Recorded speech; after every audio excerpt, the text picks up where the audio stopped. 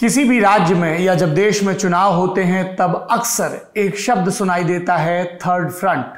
पश्चिम बंगाल के विधानसभा चुनाव में हर कोई भारतीय जनता पार्टी और तृणमूल कांग्रेस के बीच मुकाबले की बात कर रहा है, लेकिन यहां पर भी एक थर्ड फ्रंट है।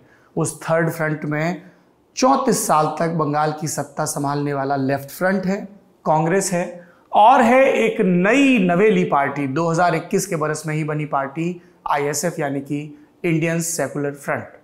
इंडियन सेकुलर फ्रंट के संस्थापक हैं पीरजादा अब्बास सिद्दीकी, नेताजी घेरे में आज के हमारे मेहमान। आइए जानते हैं नई पार्टी की वजह, जो विपक्षी उन पर इल्ज़ाम लगा रहे हैं और अपनी तकरीरों में जो बात कहते हैं उन सब का सबब क्या है। पहला सवाल मेरा ये है कि आज जब मैं आपसे मुखातिब हूँ 13 अप्रैल के दिन, तब इलेक्शन कमीशन का वो बैन प्रभावी है जो मुख्यमंत्री ममता बनर्जी पर लगाया गया एक बयान के चलते। वो बयान भी मैं अपने दर्शकों की याद के लिए वर्बेटम पढ़ देता हूँ पूरा का पूरा। हुगली के तारकेश्वर में 3 अप्रैल को ममता बनर्जी ने एक रैली में कहा था कि हाथ जोड़कर अल्पसंख्यक भाइयों बहनों से अपील करती हूँ, शैतान की बात में आकर मुस्लिम वोट ना बांटें, शैतान ने बीजेपी से पैसा लिया है। ममता बनर्जी किसकी तरफ इशारा कर रही थी? ये बात अगर ममता बनर्जी को पूछे तो बोल पाएंगे, उन्हें उनसे भी पूछेंगे, लेकिन जो भी यहाँ पे पॉलिटिकल कमेंटेटर हैं वो सब कह रहे थे कि उनका साफ इशारा ISF की तरफ है। अगर हमको शैतान भी बोले तो इसका जवाब आम जनता दे देंगे गणतांत्रिक प्रक्रिया से। अच्छा, ये बताइए कि आपकी चुनाव से पहले ममता बनर्जी से और उनकी पार्टी से सीटों को लेकर कोई बातचीत चल रही थी? हमने खुलेआम बोले थे जी, और उनका जो पार्टी का कुछ करीबी कार्यक्रम है उसको भी बोले थे कि हमको देखिए इतना सीट हमको देना है। कितना? 44 मांगे थे। हाँ, जो हमको देंगे उसी के साथ हम जुड़ेंगे, मगर बैठ के टेबल में तो बात करना चाहिए। उन लोगों ने कभी बोले थे ठीक है बैठेंगे, कभी किसी को ममता बनर्जी ने भेजा था यहाँ, कभी कभी हमारे चेयरमैन जो नौशाद सिद्दीकी है उसके साथ उनका पार्टी का कोई बड़ा लेवल का नेता भी 2-3 मरतबा बैठे थे। आप उन नेताओं के नाम नहीं लेते हैं पब्लिक में? नहीं, हमने इसीलिए नहीं लेंगे, चेयरमैन के साथ बैठे हैं, चेयरमैन लेंगे तो अच्छा होगा। मगर हमारे यहाँ कलकत्ता से किसी एक टीवी का लड़कों को भेजे थे, उन्होंने जो आके बोले थे ये देखिए हमारा जो और मांग था हॉस्पिटल बनाने के लिए वो सब कर देंगे, सीट के मसला में थोड़ा पीछे हट रहे थे। मगर हमने बोला था ये भी तो हमारा हक है, हमने पार्टी बनाई है, हमको लड़ना होगा, तो आप बैठ के बोलिए, थोड़ा कुछ कम ज़्यादा इधर उधर हो तो बैठ के बात कर लेंगे, मगर ये बात तो कुछ तो देना पड़ेगा, नहीं तो हम लड़ेंगे, हम पार्टी किस लिए बनाए हैं। बस इतना सा बात हुआ। तो बाद में हमारे साथ लेफ्ट ने बोला जी हाँ आपको कितना सीट चाहिए, हमारा लिस्ट भी दिया, उनमें से उन्होंने बोला हम 30 सीट देंगे। हमने सोचा चलो पहले बार हम चाह रहे पिछड़ों को उठाने के लिए, इसके लिए तो लड़ना होगा, अकेले लड़के क्या फ़ायदा होगा, एक साथ लड़ेंगे तो और अच्छा होगा। इसीलिए हमने उसका बात मान के हमने उसको साथ दे दिया। लेफ्ट फ्रंट की यहाँ पर लंबे समय तक सरकार रही। सच्चर कमीशन की रिपोर्ट आती है UPA 1 में, जिसमें मुस्लिमों की स्थिति और ख़ास तौर पर पश्चिम बंगाल में मुस्लिमों की स्थिति कैसी है इसको लेकर चर्चा होती है, कितने पिछड़े हुए हैं। अब आप उसी लेफ्ट फ्रंट के साथ जा रहे हैं, आपको कोई आइडियोलॉजिकल क्लैश नहीं लगा, कोई टकराव नहीं लगा आपको? देखिए हमने पहले बार खोल के बता दिए थे, देखिए आज से हम जब पार्टी बनाए थे बोले थे आज से हमारा कोई दुश्मन भी नहीं, कोई दोस्त भी नहीं। अच्छा। जो चाहे हमारे साथ जुड़े तो हम उसके साथ चलते शुरू कर देंगे। 34 साल लेफ्ट ने सही बोला। 206 में सच्चर कमेटी रिपोर्ट निकले जहां बोल रहे थे मुसलमान की हालत बहुत ख़राब है, सही से काम नहीं किए थे, इसीलिए तो उनको सज़ा भी भुगतना पड़ा उन लोगों, इसीलिए उनको हटा दिए हम लोग ने, उसको वोट भी नहीं दिया, उनको सत्ता से हटा दिए, ये तो सज़ा है उनकी। मगर जिसने बोले थे हम सच्चर कमेटी को कि जो रिपोर्ट है उसको हम लागू करेंगे, इसीलिए तो ममता बनर्जी को लेके आए थे। मगर ममता बनर्जी 10 साल हो गए, लागू तो नहीं किया, मगर जितना भी थे उससे भी बेहतर और नुकसान हम लोगों को कर दिया। चाकरी का देखिए तब 4% थे, अभी 1% हो गया। अभी तब तो भाईचारा हमारे साथ थे, हिंदू मुसलमान में भाईचारा थे, अभी तो भाईचारा खत्म हो गया। कैसे खत्म किया ममता बनर्जी ने ये भाईचारा? देखिए ना, जो हिजाब लगा के आप बोल रहे हैं मुसलमान का 99% काम कर दिए, क्या काम किए? इससे हमारे हिंदू भाई सोच रहे हैं जो सब मुसलमान के लिए हो रहा है, सब मुसलमान के लिए हो रहा है। आप बोल रहे जो मुसलमान जो हमको दूध देते हैं उसको हम लाती भी खाएंगे, दूध वाला गुरु भी मुसलमान को बोल रहे हैं। आप बोल रहे दुर्गा विसर्जन बंद कर दीजिए, क्यों बंद करेंगे? नहीं, आज मुसलमान का मुहर्रम है। ऐसा कौन सा कानून है? किसने बोला जो मुसलमान का मुहर्रम होगा हिंदू का दुर्गा पूजा विसर्जन बंद हो जाएगा? ये तो किसने नहीं बोला। ये दर्द नहीं है, ये हमारे को फंसाने के लिए एक साजिश है। ये सब करके करके तो बीजेपी को बंगाल में आहिस्ता आहिस्ता लेके आए रहे। ममता बनर्जी बीजेपी लेके आए। अच्छा, एक बात बताइए, आपने उनके एक प्रशासनिक फैसले का हवाला दिया, एक एडमिनिस्ट्रेटिव ऑर्डर का, कि मुहर्रम के दिन दुर्गा पूजा का प्रोसेशन नहीं निकलेगा। बीजेपी के नेता भी इस बात को प्रमुखता से उठाते हैं। जब ये फैसला आया था तब अब्बास सिद्दीकी ने इसका विरोध किया था क्या पब्लिकली? देखिए, तो अब हम इस लाइव में नहीं थे, इस जगत में हम नहीं थे, दूसरा मकाम में थे, दूसरा जगत में थे। मगर तब हमके निंदा किए थे। हमारे जो धर्म मुहाफिल है उसमें बोले थे देखिए ये हम आपको फंसाने के लिए कोशिश कर रहे हैं, बस इतना सा बोला। उसके लिए कोई रैली निकालना, विरोध करना, तब हम इस जगत में नहीं थे, हम दूसरा मकाम में थे, दूसरा साइड में थे। दूसरा बात है, आज जो बीजेपी बोल रहे हैं इस बात को लेके, ये सब तो साजिश है। तुम ऐसा बात कहो तो आपको हमको बोलने का एजेंडा मिलेंगे। अगर ममता बनर्जी ऐसे नहीं बोलते तो बीजेपी का ऐसा एजेंडा नहीं मिलता। कोई ऐसा बोल रहे कलकत्ता मिनी पाकिस्तान है, टीएमसी का लोग बोल रहे हैं, ये बीजेपी ने बुला रहे, तुम ऐसा बोलो तब तो हम बोल पाएंगे, नहीं कोई ऐसा कलकत्ता को बोलते हैं। तो इसी हिसाब से मेरा मानना है जो हमारे जो भाईचारा को ख़त्म ममता बनर्जी ने किए हैं, इसमें पोलराइजेशन का बंटवारा का वोट ममता बनर्जी ने चालू किया, उससे पहले तो नहीं थे। आज 34 साल वामफ्रंट ने सब कम किए हैं, ये हम नहीं बोल रहे। उसने भी हमारा बहुत नुकसान पहुंचाया, इसने भी नुकसान पहुंचाया, कांग्रेस भी नुकसान पहुंचाया। मगर हम देख रहे अभी जो हम पार्टी बनाए, इस पार्टी से बोल रहे जो आगे जाके एक साथ चलेंगे, तो उन्होंने अभी दोस्ती का हाथ बढ़ाए हैं। मेरे नज़र में तीनों ही हमारे कोई अपना नहीं है, फिर भी आज लेफ्ट और कांग्रेस आपके अपने नहीं। हम जब पार्टी बनाए थे तब बोले थे तीनों ही अपना नहीं है। आज से हम एक नया मिशन चालू किए हैं, जो गरीब के लिए सोचेंगे उसके साथ हम जुड़ेंगे। ममता ने नहीं सोचा, लेफ्ट ने सोचा, इसलिए लेफ्ट के साथ जुड़ गए। लेकिन आपके जो आलोचक हैं वो कह रहे हैं कि अब्बास सिद्दीकी अपने लिए एक पॉलिटिकल पावर जुटाना चाहते हैं, सुख सुविधाएं और जुटाना चाहते हैं राजनीतिक हिसाब किताब में, इसलिए वो ऐसी बात कर रहे हैं। अगर ममता उनको 20-25 सीट दे देती तो कहते ममता ने बहुत काम किया है, ममता ने सीटें नहीं दी तो लेफ्ट और कांग्रेस के साथ चले गए, जबकि लेफ्ट और कांग्रेस का भी विरोध करते रहे। तो ये क्या आपके लिए सिर्फ पावर गेन करने की लड़ाई है? हमारे लिए नहीं, पिछड़े हुए आदमी के लिए कर रहे हैं। अगर हमारे लिए पावर चाहिए तो हम किसी जगह खड़े हो जाते हैं। पूरा बंगाल और भाईजान भाईजान कर रहे हैं, हम खड़े हो जाते, जीत जाते, हम एमएलए हो जाते और पावर हो जाते। आपके भाई तो खड़े हुए हैं। हाँ, मगर हम तो खड़े नहीं हुआ। हम खड़े होते तो और ज़्यादा मार्जिन से हम जीत जाते। दूसरा बात है, ममता बनर्जी अगर सीट दे देते तो बेशक हमारे साथ दोस्ती का उन्होंने इरादा किए हैं। जब कोई दोस्त हो जाते तो उसका जो गलत हुआ है उसको ख़त्म करने के लिए, उसको धोने के लिए तो हमको कोशिश करना जरूरी था। ये तो राजनीति है, ये तो पॉलिटिक्स है। मगर आपने जब गरीब के लिए नहीं सोचा और इतना डिवाइड कर दिए तो आप क्यों आपके बारे में हम सोचेंगे? तो आपका जब फॉल्ट है वो तो हमको उठाना ही पड़ेगा, इसीलिए हम उठा रहे हैं। ये तो कोई हमारे संविधान का बेखिलाफ तो नहीं है। संविधान का जब बेखिलाफ नहीं है, इससे सवाल उठाना कोई उठा रहे, उठाने की भी हक है, इससे कोई लेना देना नहीं पड़ता हमको। अच्छा, एक और नेता हैं अब्बास सिद्दीकी जी जो संविधान का खूब जिक्र करते हैं, असदुद्दीन ओवैसी। आपकी और उनकी मुलाकात हुई है? हुई है? क्या बात हुई, लोग जानना चाहते हैं। देखिए, पहले बात तो फुरफुरा शरीफ दरगाह में ज़ियारत के लिए आए थे। दूसरा बात है, जब उनके पास खबर गए थे हम बंगाल में एक पार्टी बना रहे एवं एक फंड भी बना रहे जिससे और छोटा बड़ा पार्टी को जुड़ेंगे, लेके चलेंगे, तब आशा सब आए थे। बोले थे हमारे तरफ से ये राय है, आपके साथ हम रहेंगे, यानी आपके फंड के साथ हम जोड़ेंगे।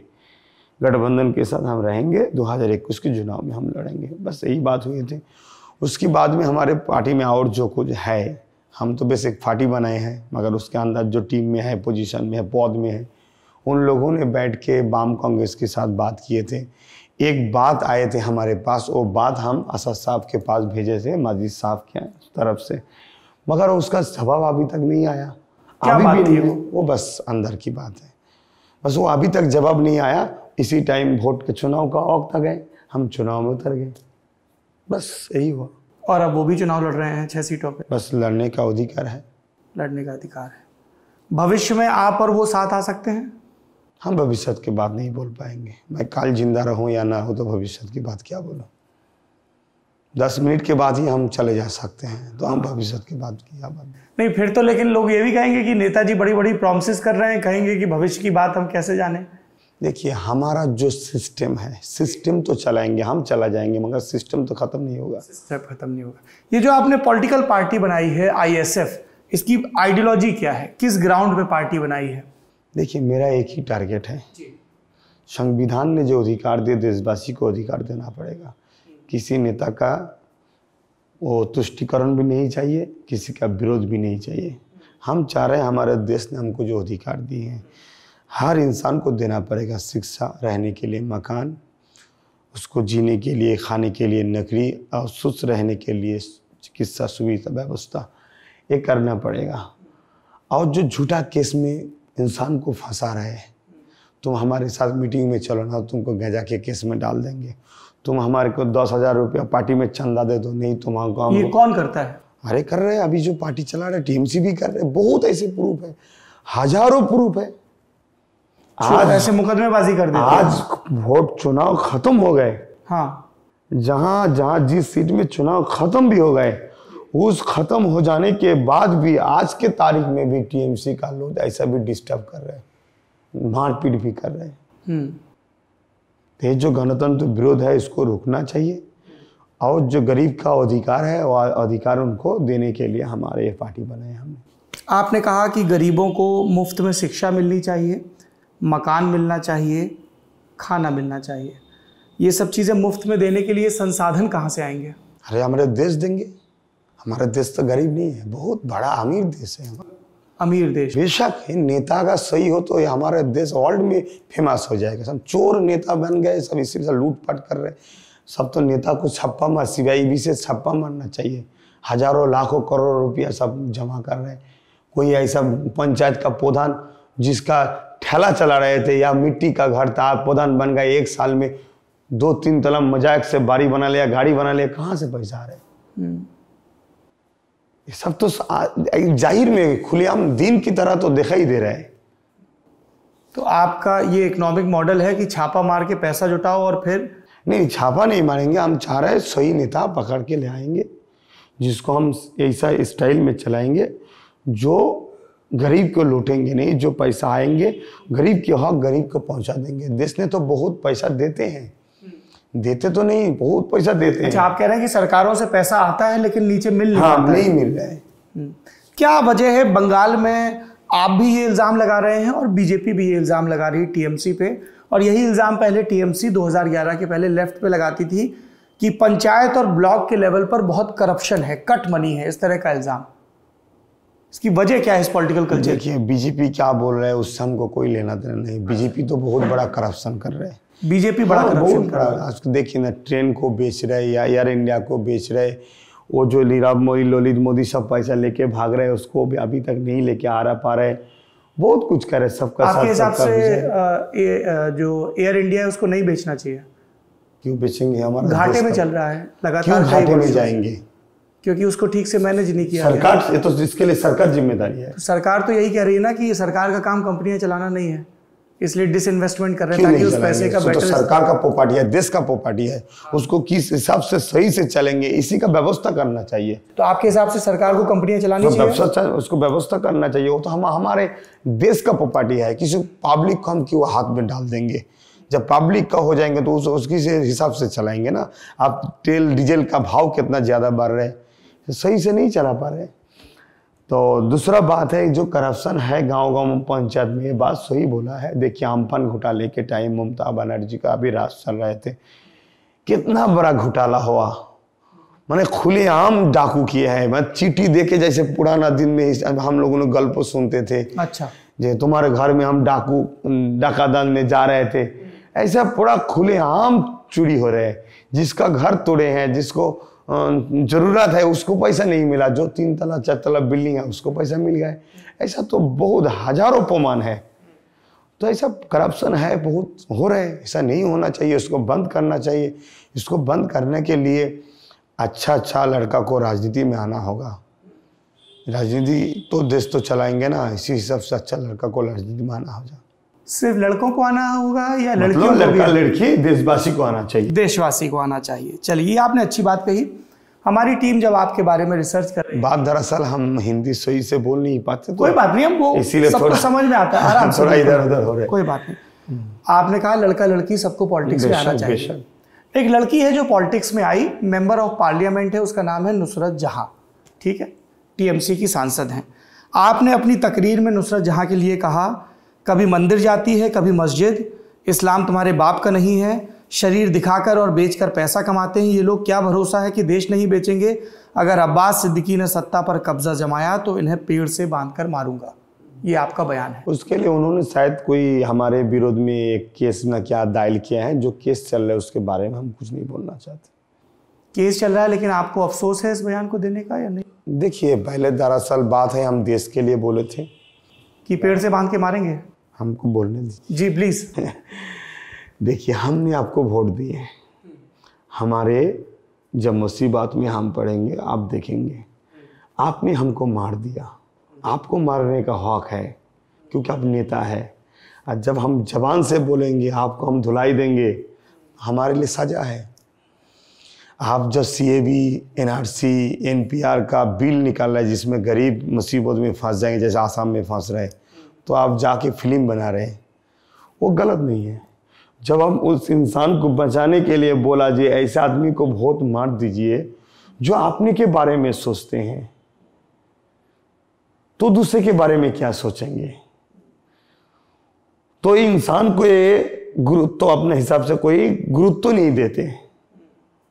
तो इसी हिसाब से जब हम बोलते हैं हमारे लिए इल्जाम आ गए, मगर उसको कब जाके पूछे हैं जहाँ आपको वोट दिया है आदमी ने, उनको अधिकार के लिए आप क्या किए हैं? जब विरोध हो रहे थे बिल में आप कहाँ क्यों नहीं थे, क्यों चले गए थे, क्यों इंसान के लिए खिलवाड़ कर रहे आप इंसान की विश्वास को तोड़े हैं? कोई नहीं पूछते क्योंकि वो नेता है, नेत्री है सारी, नहीं पूछते। तो इसके बारे में हम कुछ कहना नहीं चाहते हैं, सही या गलत है। एक बार हमारे पास एक कागज आए थे कि सुमन न क्या बोलते हैं, सुयो मोटो नोटिस, वो जो भी हुआ है हमारे वकील ने देख रहे, सम्मन आया था। हाँ, तो हम वकील को पूछ रहे थे क्या बात है, बोलो उसी बात से ठीक है चलो हम भी देख लेंगे। अच्छा, तो मगर ABP न्यूज़ से उसके पहले हम गए थे, ABP न्यूज़ ने हमको जब पूछे थे जब आइन को हाथ में किसी को लेने का हक नहीं है, तो हमने बोला अगर ये बात गलत है तो इतना तो हमको मालूम नहीं, तो इसके लिए हम शर्मिंदा हूँ क्योंकि हम देश का नागरिक होते, देश का विरोध कोई काम करो ये अच्छा नहीं होगा, आइन को नहीं लेना चाहिए, तो हम इसके लिए शर्मिंदा हूँ। किसी को गाछ में पेड़ में बांध के पिटाई करना, अगर कोई चोरी करे, कोई हमको मारने के लिए आ जाए तो हमको उसको नहीं मारेंगे, नहीं बाबा तुम हमको मार दो हम नहीं मारेंगे, क्योंकि आइन को हाथ में नहीं लेना चाहिए। अगर ऐसा कोई आइन है कि हम नहीं जानते तो हम इसके लिए शर्मिंदा हूँ। एक तरफ आप कह रहे हैं कि आपकी पार्टी संविधान के मूल्यों को बचाने के लिए चुनाव लड़ रही है, और दूसरी तरफ आप कह रहे हैं कि हम इस तरह के आइन को नहीं जानते। हम इंसान हैं, हमारे साथ और बहुत कुछ है, सब लेके चल रहे, सबको पूछ रहे ये सही है या नहीं सही है, आहिस्ता आहिस्ता हम सीख रहे हैं, आहिस्ता आहिस्ता जा रहे। अच्छा, एक आपका बयान और खूब चर्चा में हुआ कि ममता की तुष्टीकरण की राजनीति के चलते हिंदू भाइयों ने मुसलमानों के बारे में गलत विचार बना लिया। ये क्या गलत विचार बन गया है हिंदू और मुसलमानों के बीच बंगाल में? क्योंकि बहुत बात हो रही है पोलराइजेशन, जो भाईचारा है खत्म हो गया ना। कुछ भाई ने सोचा जो ममता बनर्जी मुसलमान के लिए सब कर रहे हैं, मुसलमान खातून हो गए जी, तो ये जो गलत सोच रहे ये सोच ममता बनर्जी ने हिंदू भाई के जहन में घुसाया बड़े प्लान से। यही हमारे बोलने का इरादा है। इसीलिए हमारे कुछ भाई हमसे थोड़ा अलग हो गए, हमसे थोड़ा दूर चले गए। कैसे साथ लाएंगे उनको? लाने के लिए तो हम लोग संयुक्त मोर्चा की बात कर रहे हैं। जाइए, यहाँ कोई वोटर्स का धर्म नहीं देखा जाएगा।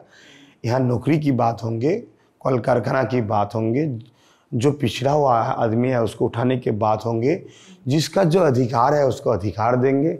कोई मुसलमान हो हिंदू हो अलग से हम लोग नहीं देखेंगे, हम इंसान के नज़र में देखेंगे। अब्बास सिद्दीकी जी, आपने अपने जवाब में एक बात कही कि कल कारखानों की बात हो। जब हम लेफ्ट के नेताओं से बात करते हैं या टीएमसी के नेताओं से या दूसरी पार्टी के, तो इस एक चीज़ पर बहुत बात होती है कि बंगाल में इंडस्ट्रियलाइजेशन नहीं हो पाया है और इस वजह से यहाँ पे रोज़गार के उतने मौके पैदा नहीं हुए। आप कैसे वो इंडस्ट्रियलाइजेशन करेंगे? क्या आपकी उसको लेके पॉलिसी है? देखिए, जैसे हमारे लेफ्ट के साथ गठबंधन हुई है, लेफ्ट ने तो सिंगूर में टाटा कारखाना भी करना चालू किए थे और बहुत कारखाना भी अभी बंद है, उसको खोलने की हम लोग कोशिश कर रहे हैं। और शिल्पों जो बाहर से आने के लिए, पश्चिम बंगाल तो एक ऐसा राज्य है जहाँ पहले से हम लोग जानते थे, जब हम पैदा नहीं हुआ, ये बहुत बाहर से यहाँ लोग काम के लिए आते थे। मगर अफसोस की बात है, जितना दिन जा रहे हैं यहाँ से लोग बाहर जा रहे हैं। शायद यहाँ सही से काम नहीं हो रहा, तो वो दिन हम लाएंगे जहाँ बाहर से लोग यहाँ काम करने आएंगे। बस लेफ्ट फ्रंट ने तो काल कारखाना करना का इरादा है, इन लोगों को कुछ तो करते थे। हम लोगों ने जैसे सिंगूर में देखे हैं और बहुत कारखाना भी बनाए थे जो अभी बंद हो गए, उसको हम खोलेंगे। उसको आप खोलेंगे? अगर मान लीजिए आपका ये जो फ्रंट है जिसमें लेफ्ट है, कांग्रेस है और आईएसएफ है, ये सत्ता में आती है तो मुख्यमंत्री कौन होगा? वो हमारे टीम बन रहेंगे। कोई अभी कोई फॉर्मूला नहीं है, कोई सहमति नहीं है? नहीं, लेफ्ट से होगा कि कांग्रेस से होगा कि आईएसएफ से होगा? टीम बताएंगे, हमारे टीम बैठ के बात करेंगे। मुख्यमंत्री होने से या ना होने से क्या फर्क पड़ता है? हमारे टारगेट है काम करना। अगर लेफ्ट चाहे तो हमारे तरफ से हो, हमारा कोई एतराज़ नहीं। कांग्रेस चाहे हमारे तरफ से हो, हमारा कोई एतराज़ नहीं। हम आईएसएफ की तरफ से बोलता है, हमारा कोई एतराज़ नहीं। हम चाह रहे मुख्यमंत्री जो होंगे सबको लेके बराबर चलेंगे, सिर्फ संयुक्त मोर्चा का नहीं। यहाँ जो बीजेपी कर रहे हैं, उन जो वोटर्स है उनको भी हेल्प करना होगा। टीएमसी जो कर रहे हैं उसको भी हेल्प करना होगा, क्योंकि वो वोटर्स उनको पसंद किया है, पसंद करने का अधिकार है। मगर सबको देखना पड़ेगा। पश्चिम बंगाल की जितना भी नागरिक है सबको समान के हिसाब से देखना होगा। ये हमको वोट दिया, इसको अलग तरफ से देखो, हमको वोट नहीं दिया उसको चलो जेल में भोट दो, ऐसा नहीं होना चाहिए। बस यही हम चाहते हैं। अच्छा, और कोई आप लोगों का कॉमन एजेंडा भी है जो तय हुआ है अगर तीनों लोग मिल के आते हैं? नहीं, हमारा कॉमन एजेंडा जो है, जो पहले तो बात है हमारे जब के लिए हम लोग पहले सोच रहे हैं, जब हमारे सत्ता में आएंगे, जो बेकार युवक युवती हैं जो काम नहीं मिल रहा उसको काम देने के लिए सोच रहे हैं। दूसरा, जो वैकेंसी खाली है उसको हम भरने के लिए बात कर रहे हैं। और अनरेड मदरसा जो 3 लाख से भी ज़्यादा कम ज़्यादा होगा, जो अभी टीचर्स अभी रो पे आंदोलन कर रहे थे 9.5 साल से, उनका जो अधिकार है वो अधिकार देने के लिए हम लोग बोल रहे थे। और जो कल कारखाना बंद है उसको भी खोलने के लिए, ओपन करने के लिए। और एक बात है, जो झूठा केस में ऐसे हजारों लड़का लड़की फंस गए, उसको हम उद्धार करेंगे, ऐसा एजेंडा में है। और हमारे एक कॉमन भी एजेंडा है जिसमें मुस्लिम के लिए वक़ाफ संपत्ति का पुनर्अधिकार देना पड़ेगा। देववत्व संपत्ति हिंदू का है, उसको अधिकार पूरा उसको हाथ में देना पड़ेगा, उसका जो अधिकार है वो हिंदू भाई देखेंगे। और बोनो दफ्तर जो है आदिवासी संप्रदाय का है, उनको भी उनका अधिकार देना होगा, वो उसका संपत्ति उनको देना है, उसके पीछे ही खर्च करना होगा। अच्छा, आपकी जो पार्टी है इंडियन सेक्युलर फ्रंट, क्या ये सिर्फ पश्चिम बंगाल की पार्टी है या भविष्य में दूसरे राज्यों में भी राजनीति के लिए पैर पसारेगी? देखिए, वो तो वक्त ही बता पाएंगे, मगर हमारा दिल का जो इरादा है, आपकी कोई महत्वाकांक्षा, कोई रोड मैप होगा? हाँ, हमारा दिल का जो इरादा है, जब चुनाव के लिए उतरे हम तो चाहेंगे पूरा हिंदुस्तान में हम जाएंगे। जो पिछड़ा हुआ आदमी है हिंदुस्तान के, सबके लिए हम आवाज़ उठाएंगे, सबके साथ जाएंगे। असदुद्दीन ओवैसी भाई भी आपके यही कहते हैं? असदुद्दीन ओवैसी भाई भी यही बात कहते हैं कि हम सब जगह जाकर आवाज़ उठाएंगे, तो टकराव नहीं होगा आपके बीच? नहीं, आज देखिए ना, बंगाल में जहाँ जहाँ आए हैं टकराव नहीं तो हो रहा है। क्यों टकराएंगे? उनको जो चाहते हैं उनको सपोर्ट करेंगे, हमको जो चाहते हैं हमको सपोर्ट करेंगे, दूसरे के जो चाहते हैं उसको सपोर्ट करेंगे। इसमें टकराव की क्या बात है? अब्बास सिद्दीकी जी, आपके एक और बयान की चर्चा होती है, हम वही सोच रहे हैं और अपुष्ट रूप से वही सोच रहे हैं कि अल्लाह से कहो कि कोई ऐसा खतरनाक वायरस भेजें जिससे 50 करोड़ लोग मर जाएं। हम वही सोच रहे थे, ये सवाल कब आप करेंगे? जी दीजिए, आप सोच रहे थे और हमने कर दिया। देखिए, पहले बात है, अगर कोई वीडियो तोड़ मोड़ के काटिंग करके भेजे तो उसका माना गलत होगा। हाँ, इसीलिए हम पूछ रहे हैं आप ही से। बेशक आप पूछे, ये तो हमारे लिए बहुत अच्छा हो रहा है, क्योंकि आपका जो सब्सक्राइबर है, आपका जो फॉलोअर्स है, शायद उन लोगों में से हजारों लोग हमको गाली दे रहे हैं, हमको गलत सोच रहे। हो सकता है, इंसान है हम, कोई सामने में आ जाए उसी को हम मान लेते हैं, मगर हम बोले पहले एक चीज़ को आगे पीछे सब देखना पड़ेगा, क्या तोड़ मोड़ के जुड़ा है या नहीं जुड़ा है, इसको देखना पड़ता है। दूसरा बात है, हमारे एक आईडी है फेसबुक में, पीरजादा एमडी अब्बास सिद्दीकी, उसमें हम जब पहले बार आज से 5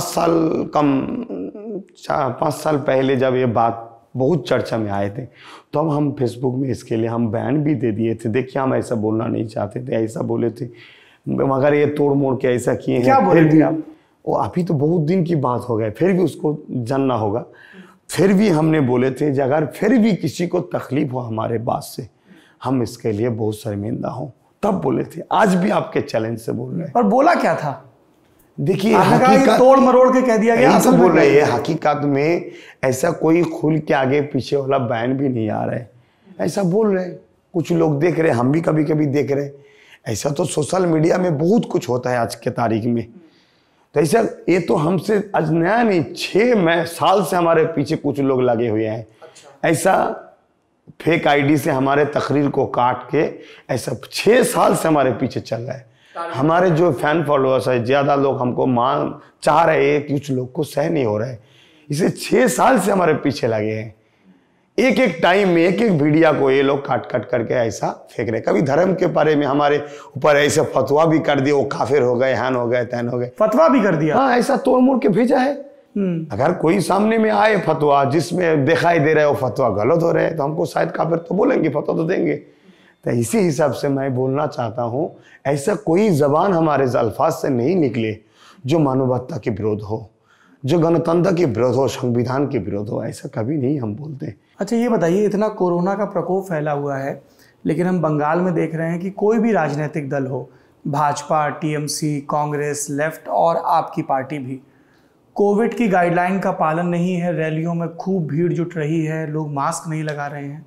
आपको इस चीज़ की चिंता नहीं है? देखिए, सबसे बड़ा बात है, कोरोना जब पहले आए थे, सरकार ने जो बोले थे, डॉक्टर ने जो बोले थे, उसी को हम मान्यता दिए थे, क्योंकि ज़रूरी है डॉक्टर की परामर्श लेना। फिर भी अभी मीडिया से 2-1 दिन में देख रहे थे हम जैसा आ रहा है, फिर भी हम सोच रहे जो सरकार चला रहे हैं वो तो अभी तो कुछ गाइडलाइन नहीं दिए, डॉक्टर ने भी कोई परामर्श नहीं दिया हमारे बंगाल में, तो हम आगे जाके कुछ बोले तो हमके ऊपर कोई जिम्मेदारी अगर डाल दे। देखिए ना, सब समय हम हजारों बार कोरोना के मुसीबत से बचने के लिए दुआ मांग रहे हैं, उसको कभी नहीं दिखाया। कुछ ऐसा बात न जाने क्या हो गया, उसको आप फैला रहे, उसके विरोध में पड़ रहे हैं। आप कोरोना के टाइम लाखों की घर में हम खाना बांटे हैं, उसको अब नहीं, किसी ने नहीं दिखाया। मगर जिसके हमको दबा सकते हैं, हमको फंसाया सकते हैं, उसको लेके हो ही चुका है। इसीलिए इस डर से हम चुप खामोश है। हम आगे जाके कुछ ऐसा बोल दे तो बोलेंगे देखो वो दोबारा आबार कोरोना को ले आ रहे हैं। अच्छा, ये बताइए, नहीं अभी डॉक्टर भी नहीं बोल रहे, वो क्यों बोल रहे हैं? शायद कोरोना को डॉक्टर तो लगातार कह रहे हैं कि मास्क लगाइए। तो मास्क लगा के हम लोग तो घूम रहे, हाँ घूम रहे थे, आप भी घूम रहे, समर्थक घूम रहे हैं आपके रैलियों वगैरह में। नहीं, हम अगर ऐसा कोरोना फिर दोबारा हो रहा है, अगर सही से हो रहा है, हमारे तो बंगाल में कोई डॉक्टर नहीं बोल रहे, नेता भी नहीं बोल रहे, अभी कुछ मीडिया बोल रहे हैं, और इसमें फ़ोन जब करते हैं बोलिए अकबर की बात सुनिए, बोलते हैं ना, अकबर खबर को मात विश्वास कीजिए, इसमें बोलते हैं। अच्छा, देखिए ना, फ़ोन जब करते हैं बोलते हैं तो ये सरकार की तरफ से भेजा है, सरकारी बोल रहे खबर की मात सुनिए, तो हम किधर जाएंगे? तो इसीलिए हमने अगर सच में अगर ऐसी हालत हो तो मेरा मानना है ऑनलाइन में प्रचार करिए, जिसको जो पसंद है उसी जाके वोट देंगे। ऑनलाइन में वोटिंग का सिस्टम है तो कर दीजिए, और नहीं जितना हुआ उतना तो रहिए। जब कोरोना खत्म हो जाए बाकी जगह वोट होंगे। अभी जैसे निर्वाचन कमीशन चल रहा है उसी हिसाब से चलाना दीजिए। ऑनलाइन वोटिंग, हाँ। अच्छा, आपने इलेक्शन क्योंकि कमीशन, इंसान जिए तो तब तो सब बिल्कुल कुछ सही है। बात। आपने इलेक्शन कमीशन का जिक्र किया। आपकी जो विरोधी पार्टी है टीएमसी, वो इलेक्शन कमीशन पे तमाम इल्ज़ाम लगाती है। कूच बिहार की जो हिंसा हुई पोलिंग का, उसका जिक्र करती है। प्रशासन कहता है कि जो भीड़ आई थी वो हिंसक हो रही थी। आईएसएफ का इस पर क्या स्टैंड है? देखिए, हमारा बात यह है, इंसान का गलत हो सकते हैं, मगर हमारे जो गणतंत्र प्रक्रिया है हम जाके कमिश्नर साहब को बोलेंगे। जैसे कैनिंग में हुआ जी, हमारे लड़का को पकड़ पकड़ के मार रहे थे। कौन मार रहा था? वहाँ का जो कैंडिडेट दानिश इस बार खड़े हुए थे। किस पार्टी उनकी से टीएमसी से। टीएमसी के लोग आपके लोगों को मार रहे थे चुनाव के बाद। चुनाव के पहले तो बहुत धुलाई किए हैं, फिर भी हम लोग खामोश थे। चलो, हाँ, गणतंत्र प्रक्रिया से जवाब देंगे। गणतंत्र प्रक्रिया से जवाब दिए हैं, उनको रो पे हम बैठ दिए। वोट उसकी तरफ से नहीं जा रहे तो समझ गए हम जा रहे, तो चुनाव के बाद भी फिर हम मार रहे, धुलाव कर रहे, पिटाई कर रहे थे। तो हम निर्वाचन कमिश्नर साहब के पास गए थे, हमारे जो टीम है, जाके उनको हम बोले थे। तो हम उनके ऊपर हमारा आस्था भी है, बेशक ज़रूर काम देखेंगे। दूसरा बात, अभी तक भी कुछ कुछ जगह हो रहा है, भांगोर में भी 2-4 जगह हो रहा है, यहाँ पाचला में भी घर को लूट के पार्टी ऑफिस भी बना रहे हैं टीएमसी। अच्छा। दुकान को तोड़ के उसको पार्टी ऑफिस बना रहे हैं, ऐसा भी हो रहा है। होता है गलत, फिर भी उसको गणतंत्र प्रक्रिया से हमको आंदोलन भी करने का हक है, हमारे देश ने अधिकार दिए हैं।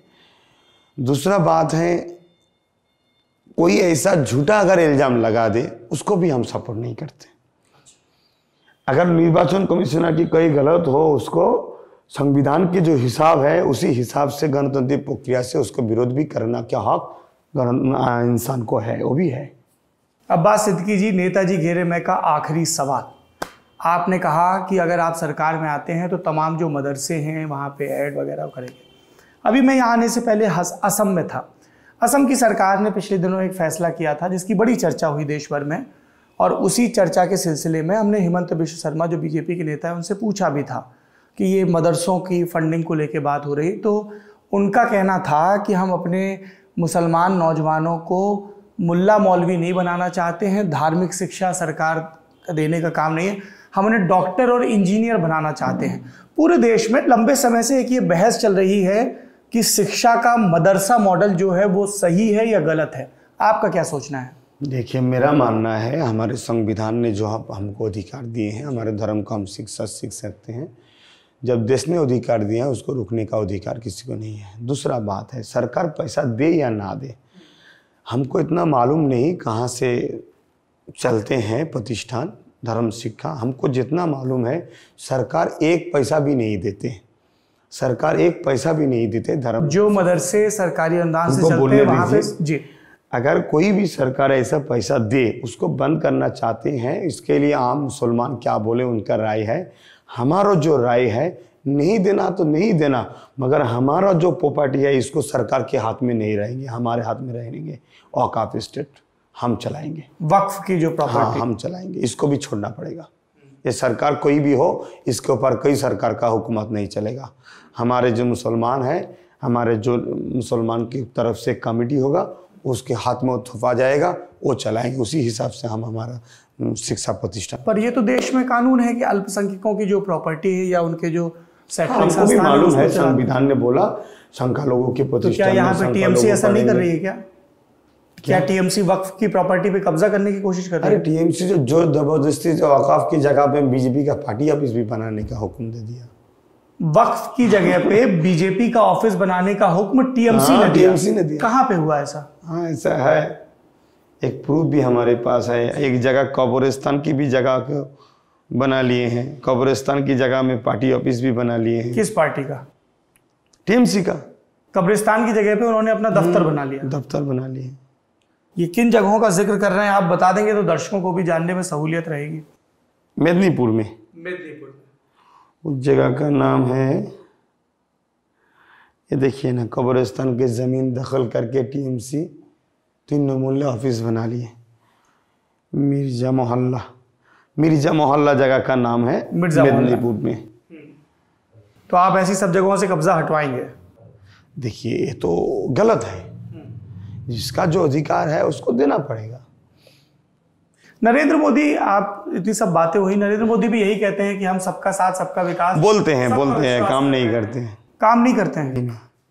बोलते हैं, जब फेंकते हैं, काम नहीं करते हैं। काम करेंगे तो आप उनका भी सहयोग करेंगे? अरे जो काम करे उसको तो सपोर्ट करना चाहिए। अगर नरेंद्र मोदी बीजेपी का जो पार्टी का एजेंडा है, कोई भी लिखा है मुसलमान को मार दो, किसी को हटा दो, ऐसे तो नहीं है, ये लोग तो कर रहे हैं। अगर ये लोग जो देश की संविधान है उस संविधान के लेके चले तो किसी ने तो बीजेपी को पहले तो बीजेपी को गाली इतना नहीं दिया जाते थे, आज जो गाली दे रहे हैं। वो ये कहते हैं हम स्कूल अस्पताल बनाते हैं, वो तो सब धर्मों के लिए है। कोई बना रहे, कहाँ पे बनाए हैं? सब तो बेच रहे हैं। हम कहा नजरों में देख रहे, सब तो बेच रहे हैं। कहाँ बनाए? अगर बोलते तो बहुत अच्छा हो जाते। चलिए, नेताजी घेरे में हम बात कर रहे थे अब्बास सिद्दीकी से, जो इंडियन सेक्युलर फ्रंट के फाउंडर हैं और तीसरे मोर्चे का हिस्सा हैं। इस पूरी बातचीत के बारे में आपकी जो भी राय हो कमेंट बॉक्स में ज़रूर बताइए। संवाद का सिलसिला चलता रहे, तभी सियासी रंग ज़्यादा शोख नज़र आते हैं। शुक्रिया।